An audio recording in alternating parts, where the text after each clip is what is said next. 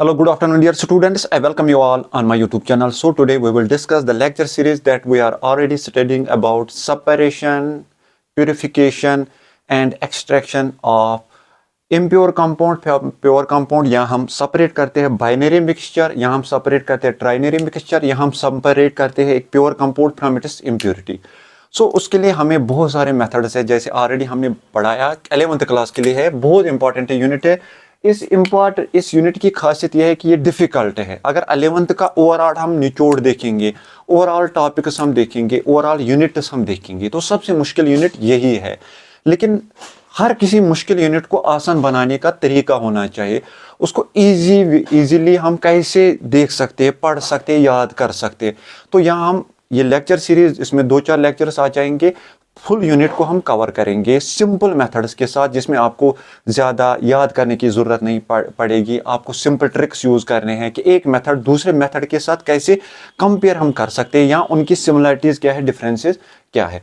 तो हमारा है separation and purification of binary compound. Separation and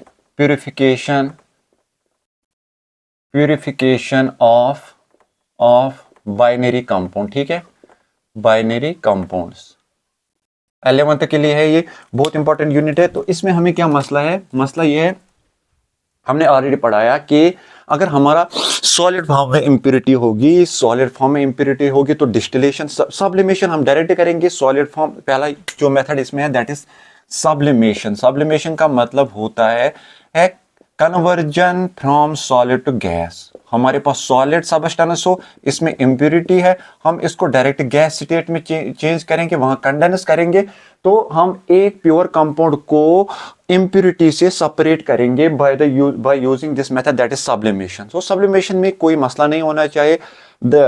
it means that the conversion of a solid pure compound into direct vapours, then हम condense करेंगे उसको तो separated from impurities. हमारे पास एक ऐसे सेल होना चाहिए, ऐसे होगा हमारे पास एक फनल टाइप, ठीक है, बीकर होगा, इसमें प्योर सब्सटेंस है। Suppose this is impurity, X impurity है, this is impurity, and we have a pure compound. Suppose ये डॉट जो है it is pure compound.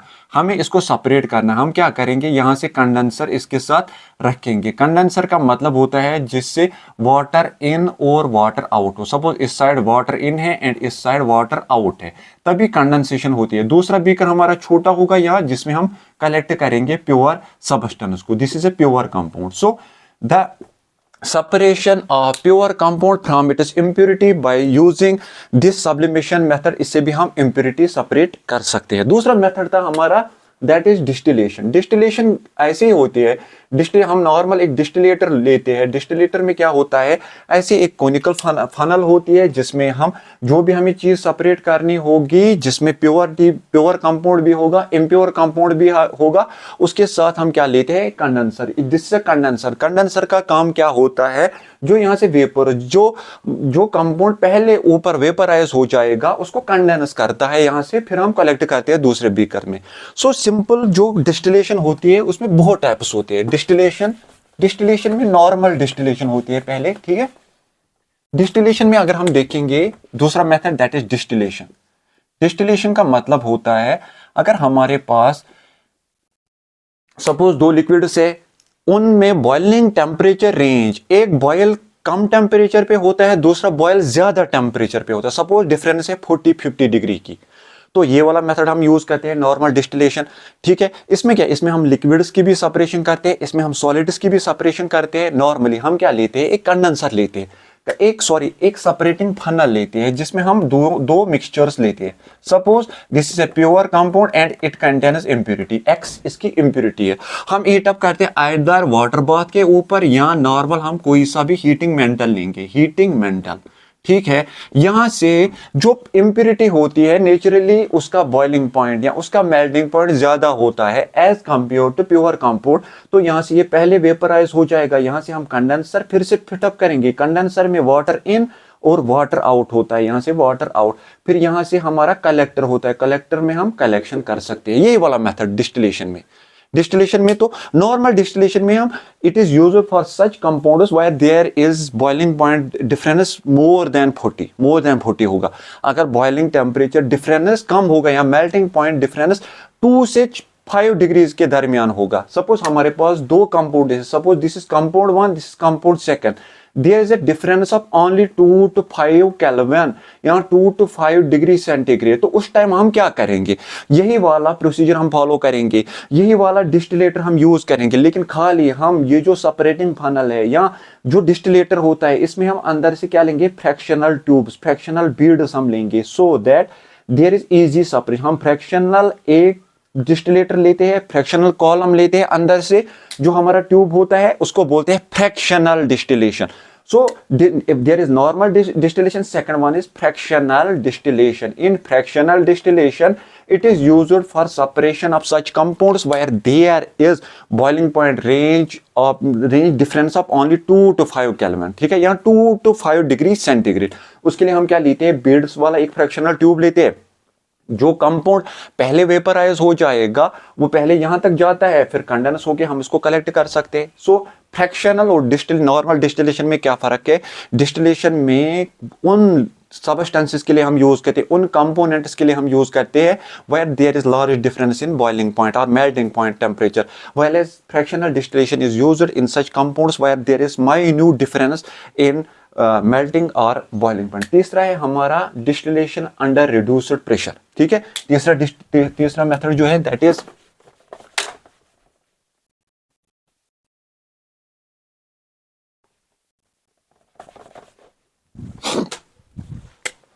Distillation under, ये तीसरा मेथड है अंडर रिड्यूस्ड प्रेशर। ठीक है, रिड्यूस्ड प्रेशर में हम क्या करेंगे, रिड्यूस्ड प्रेशर ये डिस्टिलेशन मेथड भी उन कंपोनेंट्स के लिए यूज करते हैं जिनमें बॉइलिंग टेम्परेचर डिफरेंस बहुत ज्यादा होगा, ऑलमोस्ट 40 से 50 डिग्री टेम्परेचर डिफरेंस होगा। तो आप बोलोगे कि नॉर्मल डिस्टिलेशन क्यों नहीं करते यहाँ, लेकिन इन कंपोनेंट्स के लिए एक खुसूसी बात क्या है कि ये बॉयल तब होते हैं या ये तब मेल्ट होते हैं बिलो देयर बॉइलिंग पॉइंट। क्यों होता है, बिकॉज हम रिड्यूस करते हैं प्रेशर।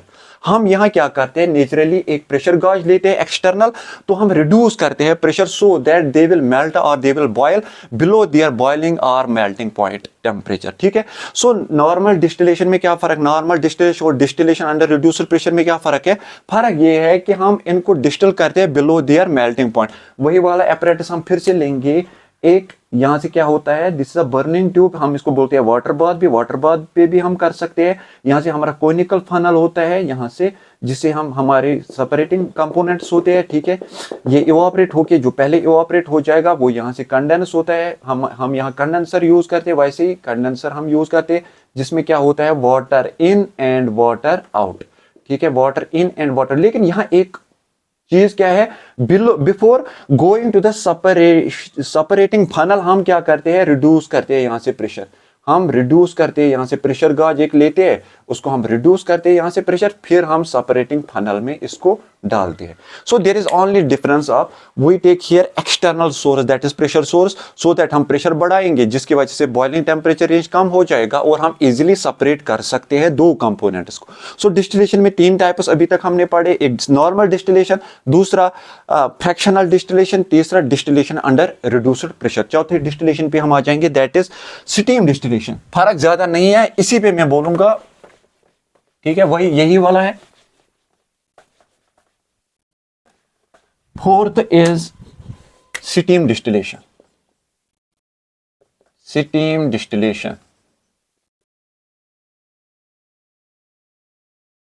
देखो मसला क्या है स्टीम डिस्टिलेशन में, ये उन कंपोनेंट्स के लिए हम यूज करते हैं, उन कंपोनेंट्स की सेपरेशन के लिए हम यूज करते हैं जो नॉर्मली इवापोरेट नहीं होते हैं। नॉर्मल अगर हम हीटिंग करेंगे उससे इवापोरेट नहीं होते हैं, उनके लिए कंपलसरी ये है कि उनमें पहले स्टीम जाए, स्टीम की वजह से वो इवापोरेट होते हैं। ठीक है, उन कंपोनेंट्स की सेपरेशन के लिए यूज करते हैं जो कंपोनेंट्स खाली वेपराइज तब होते हैं जब उनमें स्टीम दी जाती है। तो नॉर्मली हमें क्या करना है, हमें पहले स्टीम बनाना है। एक फनल बीकर में हमें एक, suppose this is a boiling flask को हम पहले बॉयल करेंगे यहां से।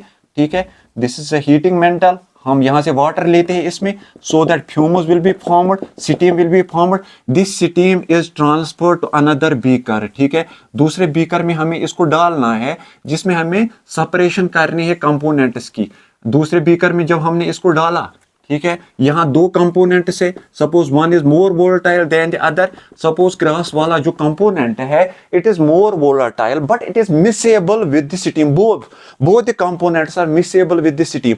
फिर क्या होता है, जब स्टीम यहाँ से आता है ये इवापोरेट होता है, यहाँ से इवापोरेशन हो जाएगी, ठीक है, इवापोरेशन हो जाएगी। वैसे ही हम वाटर इन और वाटर यहाँ कंडेंसर यूज करते हैं, water in and water out, water out, यहाँ से कंडेंस होके हम दूसरे बीकर में उसको कलेक्ट कर सकते हैं, हम इसको कलेक्ट कर सकते हैं। सो आफ्टर दैट अगर यहाँ कुछ इसके साथ मॉइस्चर भी रहा हो, सपोज मॉइस्चर ऐसे है, कुछ मॉइस्चर रहा हो, सो डिफरेंशियल फ्रैक्शनलेशन के थ्रू हम, डिफरेंशियल एक्सट्रैक्शन के थ्रू हम उसको सेपरेट करेंगे। एक सेपरेटिंग फनल में दोनों कंपोनेंट्स लेंगे, एक में ऑर्गेनिक लेयर, अगर हम ऑर्गेनिक सॉल्वेंट डालेंगे या वाटर डालेंगे तो दो लेयर्स आराम से सेपरेट हो जाएंगे। हम उसको थोड़ा बहुत हम हल्के से उसको शेक करेंगे, कुछ टाइम के लिए रखेंगे, दो लेयर्स बन जाएंगे, हम इजीली सेपरेट कर सकते हैं दो लेयर्स को। सो मुश्किल नहीं होना चाहिए। There are 4 methods of distillation. One is simple distillation, boiling point difference ज्यादा हो। Second one is fractional distillation, melting point और बॉइलिंग पॉइंट डिफरेंस दो कंपोनेंट्स की कम हो। तीसरा है डिस्टिलेशन अंडर रिड्यूसर प्रेशर, वही वाला बॉइलिंग पॉइंट रेंज ज्यादा हो लेकिन हम एक्सटर्नल प्रेशर मेंटेन करते हैं। चौथा है दैट इज स्टीम डिस्टिलेशन। इसके लिए हमें क्या, उन कंपोनेंट्स के लिए यूज करते हैं जो खाली स्टीम की वजह से इवापोरेट हो जाएंगी। So these are 4 methods of separating different components. अब इसके बाद और एक मेथड है दैट इज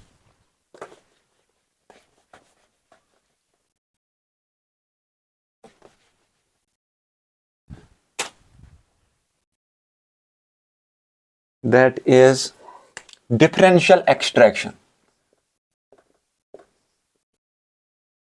डिफरेंशियल एक्सट्रैक्शन, देखो डिफरेंशियल एक्सट्रैक्शन का मतलब होता है सिंपल, हमारे पास दो कंपोनेंट्स होंगे, एक कंपोनेंट ऑर्गेनिक सॉल्वेंट में सॉल्युबल होगा, एक होगा ऑर्गेनिक, दूसरा होता है पोलर, या एक होता है पोलर, दूसरा होता है नॉन पोलर, तो इजीली सेपरेट कर हो सकते हैं। सपोज हमारे पास दो कंपोनेंट्स है, हमारे पास एक, suppose this is A polar component, this is a polar component and this is a non-polar component, mixture containing two components, this is polar and this is non-polar component। अब हमें इनको separate करना है।